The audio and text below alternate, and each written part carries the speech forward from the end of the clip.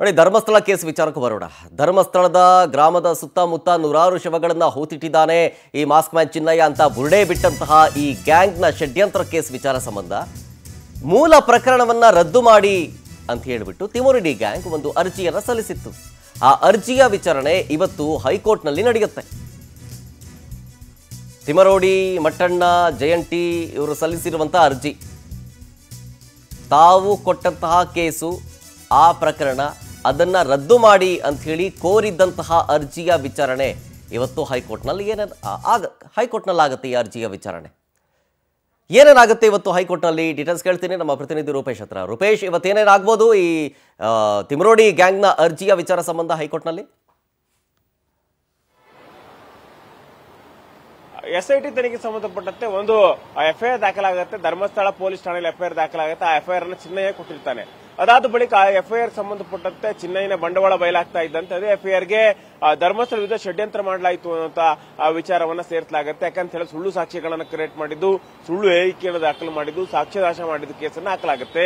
ಹೀಗಾಗಿ FIR ಅನ್ನು ರದ್ದು ಕೋರಿ ಇಲ್ಲಿಗ ಬಿ ಗ್ಯಾಂಗ್ ಹೈಕೋರ್ಟ್ಗೆ ಮೊರೆ ಹೋಗಿತ್ತು. ಹೈಕೋರ್ಟ್ಗೆ ಮೊರೆ ಹೋದಾಗ ಹೈಕೋರ್ಟ್ ಸದ್ಯಕ್ಕೆ ತಾತ್ಕಾಲಿಕವಾಗಿ ಸ್ಟೇ ಕೊಟ್ಟಿತ್ತು. ಅದೇ ರೀತಿಯಾಗಿ ಅರೆಸ್ಟ್ ಮಾಡದಂತೆ SITಗೆ ಹೇಳಿತ್ತು. ಹೀಗಾಗಿ ಇವತ್ತು ಪುನಃ ವಿಚಾರಣೆ ಆಗಿದೆ. ಯಾಕಂತ ನವೆಂಬರ್ 12 ಕೂಡ ಸ್ಟೇ ಕೊಟ್ಟಿದ್ದಾಗಿತ್ತಲ್ಲ, ಇವತ್ತು ಮತ್ತೆ ವಿಚಾರಣೆಗಳಲ್ಲಿ ಇವತ್ತು ಈ ವಿಚಾರಣೆ ಏನಾಗುತ್ತೆ ಅನ್ನೋದನ್ನ ಪ್ರಮುಖವಾಗಿರ್ತಕ್ಕಂಥ ವಿಚಾರ ಆಗುತ್ತೆ. ಯಾಕಂತ ಹೇಳಿದ್ರೆ ಇವತ್ತು ಹಲವಾರು ಜನಕ್ಕೆ ಒಂದು ಹೆಚ್ಚುವರಿಯಾಗಿ ಪಾರ್ಟಿ ಮಾಡಿ ಸೂಚನೆಯನ್ನು ಕೊಟ್ಟಿತ್ತು. ಇವತ್ತು ಎಲ್ಲರೂ ಕೂಡ ಪಾರ್ಟಿಗಳು ಕೋರ್ಟ್ನಲ್ಲಿ ಹೈಕೋರ್ಟ್ ನಲ್ಲಿ ಬರ್ತಾರೆ, ಹೈಕೋರ್ಟ್ ನ ವಿಚಾರಣೆಗೆ ಹಾಜರಾಗ್ತಾರೆ.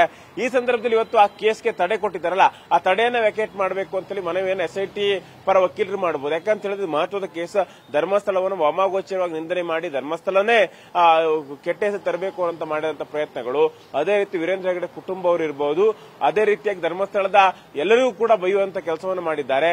ಅದೇ ರೀತಿ ಒಂದು ಪ್ರಕರಣದಲ್ಲಿ ಯಾಕಂತ ಈ ರೀತಿಯಾಗಿ ಒಂದು ದೊಡ್ಡ ಮಟ್ಟಕ್ಕೆ ತೇಜೋವಧೆ ಮಾಡುವಂತಹ ಷಡ್ಯಂತ್ರವನ್ನು ಮಾಡಲಾಗಿತ್ತು. ಹೀಗಾಗಿ ಈ ಪ್ರಕರಣ ಸಂಬಂಧಪಟ್ಟ ಸಾಕಷ್ಟು ಸಾಕ್ಷಿಗಳು ಕೂಡ ಇದೆ. ಯಾಕಂದ್ರೆ ಮಹಾಜರ್ ಮಾಡಿ ಸಾಕ್ಷಿಗಳಿದೆ, ಟೆಕ್ನಿಕಲ್ ಸಾಕ್ಷಿಗಳಿದೆ, ಸಾಂದರ್ಭಿಕ ಸಾಕ್ಷಿಗಳು ಕೂಡ ಕೆಲವೊಂದಿಷ್ಟು ಕಲೆ ಹಾಕಲಾಗಿದೆ. ಹೀಗಾಗಿ ಈ ಎಲ್ಲಾ ಸಾಕ್ಷಿಗಳು ಇರೋದ್ರಿಂದ ಯಾವುದೇ ಕಾರಣಕ್ಕೂ ಕೂಡ ಕೇಸ್ಗೆ ತಡೆ ಕೊಡಬಾರದು, SIT ತನಿಖೆ ನಡೆಸಲಿಕ್ಕೆ ಅವಕಾಶ ಮಾಡಿಕೊಡಬೇಕು ಅಂತ ಇವತ್ತು ಮನವಿಯನ್ನು ಮಾಡಿಕೊಂಡಿದ್ದಾರೆ. ಇವತ್ತು ಹೈಕೋರ್ಟ್ ಏನಂತ ಪರಿಗಣಿಸುತ್ತೆ ಅನ್ನೋದನ್ನ ನೋಡಬೇಕಾಗುತ್ತೆ. ಸ್ಟೇ ವೆಕೇಟ್ ಮಾಡಿದ್ರೆ ತಿಮರೋಡಿ ಗ್ಯಾಂಗ್ಗೆ ಮತ್ತಷ್ಟು ಸಂಕಷ್ಟ, ಇಲ್ಲ ಅಂತ ಹೇಳಿದ್ರೆ ಮತ್ತೆ ಒಂದು ಡೇಟ್ ಅನ್ನು ಕೊಟ್ಟು ಮತ್ತೆ ವಿಚಾರಣೆ ಕರೀಬಹುದು. ಹೈಕೋರ್ಟ್ ಏನು ಮಾಡುತ್ತೆ ಅನ್ನೋದು ಇವತ್ತು ಕುತೂಹಲದ ವಿಚಾರ.